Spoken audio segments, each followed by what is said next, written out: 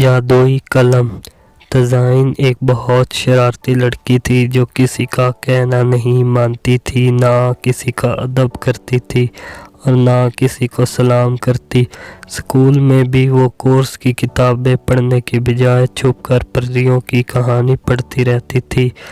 جب بھی کوئی ٹیچر اس سے سبق سنتی تو وہ انہیں کچھ نہیں سناتی تھی۔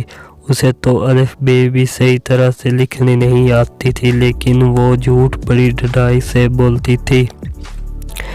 ایک روز اسکول میں اس کا قلم گم ہو گیا۔ اس نے اپنی ٹیچر سے کہا کہ میرا قلم کسی نے چرا لیا ہے۔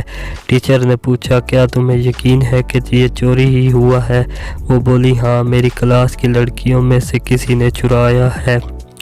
یہ سن کر ٹیچر مسکرائی اور اسے ایک نیا اور خوبصورت قلم دے دیا اور کہا یہ ایسا قلم ہے، اس سے اچھا کرو گی تو اچھا لکھا جائے گا اور اگر کسی سے برا کرو گی تو برا لکھا جائے گا۔ ایسا قلم اس سے پہلے کسی نے نہیں دیکھا تھا۔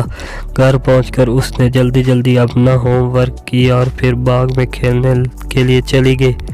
اس نے دوبارہ پڑھنے کی تکلیف بھی نہیں کی اور دن بھر خوب ڈٹ کر شرارتیں کی اور شام کو اپنے چھوٹے بھائی کی پٹائی بھی کی۔ اگلے روز ٹیچر نے تزائن سے کہا اپنا سبق سناؤ۔ تزائن نے پڑھنا شروع کیا لیکن پھر شرمندہ ہو گئی۔ جادو کے قلم نے اس کا ہوم ورک نہیں کیا تھا بلکہ اس کے سارے دن کی شرارتیں لکھ دی تھیں۔ اس دن کے بعد تزائن خاصی بدل گئی ہے۔ اسے پتہ ہے کہ جب بھی شرارت کرے گی جادو کا قلم لکھ دے گا۔ Thanks for watching. اگر آپ مزید اس طرح کی ویڈیو چاہتے ہیں تو ہمارے چینل کو سبسکرائب کر لیں تاکہ آپ کو ہر نئی ویڈیو ملتی رہے۔